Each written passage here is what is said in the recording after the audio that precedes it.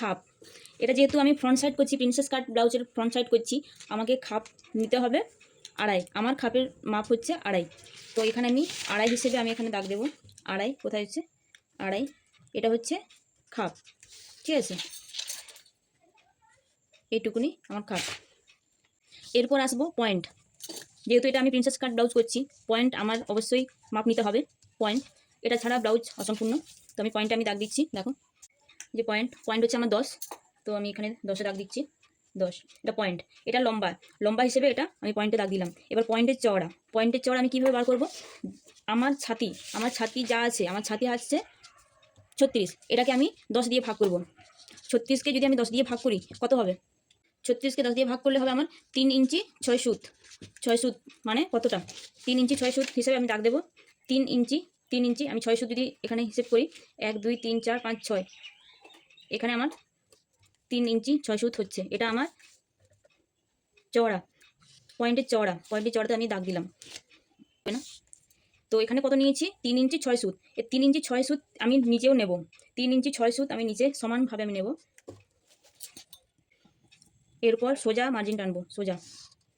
এখানে যা মাপ নিয়েছি সেম মাপ এখানেও নিয়েছি। এরপর আমার খাপ কতটা আছে?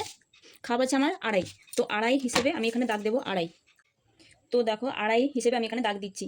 এখান থেকে দাগ নেব, এখান থেকে নয় কিন্তু, এখান থেকে আমাকে দাগ দিতে হবে আড়াই। এটা আমি খাপের মাপ নিচ্ছি, ঠিক আছে? আগে আমি এটা কেটে নিই, নাহলে অসুবিধা হবে। এটা আমি দিলাম।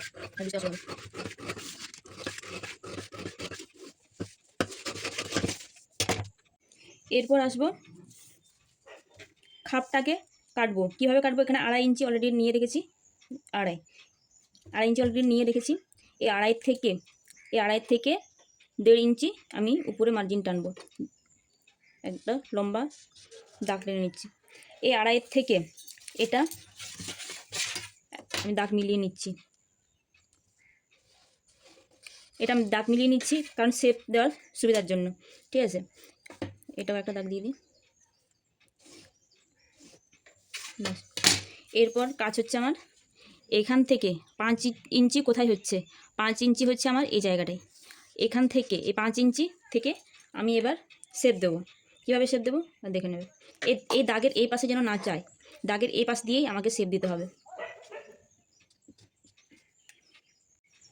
দেখো হলো। এরপর আসছি এই জায়গাটায় এরকম কোনাকুনি তো হবে না নিশ্চয়ই। এটাও আমি শেপ দেবো। এটাও রাউন্ড শেপ হবে। এখান থেকে এরকম ডট ডট দিয়ে একটু ভেতর দিকে নিয়ে এভাবে ডট ডট দিয়ে এভাবে মিলিয়ে দেবেন, ব্যাস হলো।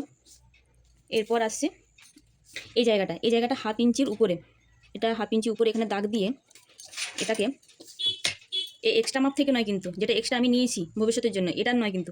আসল যে আমার মার্জিন, আমার কোমর আছে 7, এখান থেকে যে 7 ইঞ্চি নিয়েছিলাম, এই 7 ইঞ্চি থেকে এটা আমি মিলিয়ে দিচ্ছি 7 ইঞ্চি।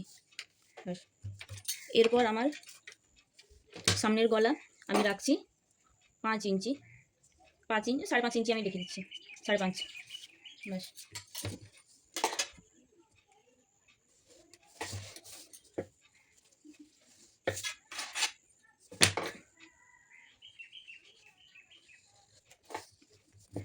এবার একটা কাটিং করবো। তো দেখো কাটিং করে নিই।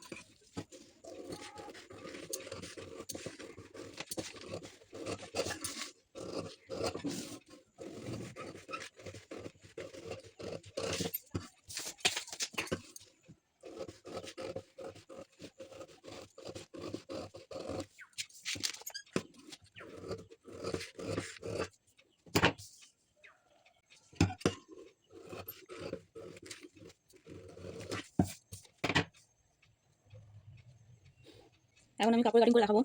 দেখো এটা আমি সোজা বসাচ্ছি, আমি এরকম আড়াই বসাচ্ছি, আমার সুবিধা হবে।